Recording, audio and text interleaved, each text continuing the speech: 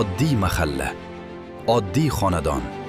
Ammo katta yo'llar ham mana shunday eshikdan boshlanadi. Bolam, omadingni bersin, to'g'ri yo'ldan adashma.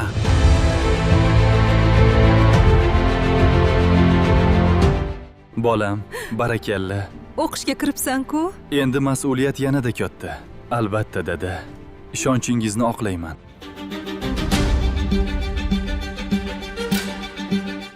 Ta'lim yillari uning hayotidagi eng muhim bosqichlardan biri bo'ldi.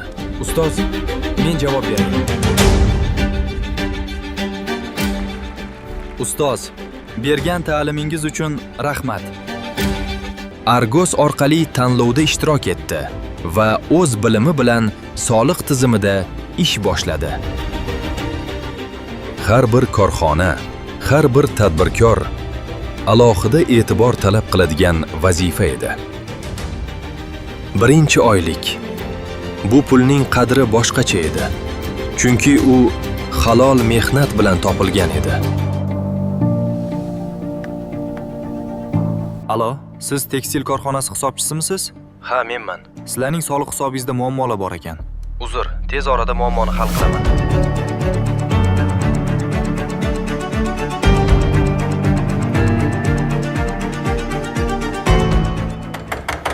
Assalomu alaykum, mumkinmi? Ha, albatta, keling aka.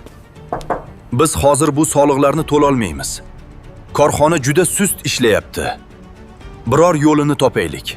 Buni olingda, hammasini bosti qiling.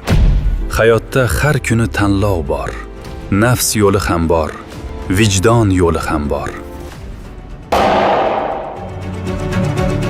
Aka, konvertingiz olib qo'ying. Muammoni bu tarzda hal etish sizga ham menga ham foyda bermaydi. Aksincha ziyon keltiradi. Bugun bir ishni yopgandek bo'lamiz, ertaga esa bundan ham katta muammo paydo bo'ladi. Keling, undan ko'ra korxonangizdagi kamchiliklarni qanday bartaraf etishni birga ko'rib chiqamiz. Mana qarang, bu dastur inson omilisiz kamchiliklarni ko'rsatib turibdi. Davlat xizmatida ishlash shunchaki kasb emas. Bu ishonch va halollik sinovidir. To'g'risi, bunday tushunmagan ekanmiz. Rahmat.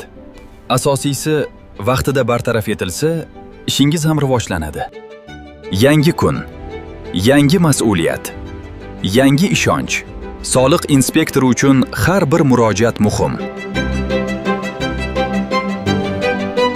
Halol tarbiya bergan ota-onaning, ustozlarning va vijdonli mehnatning natijasidir.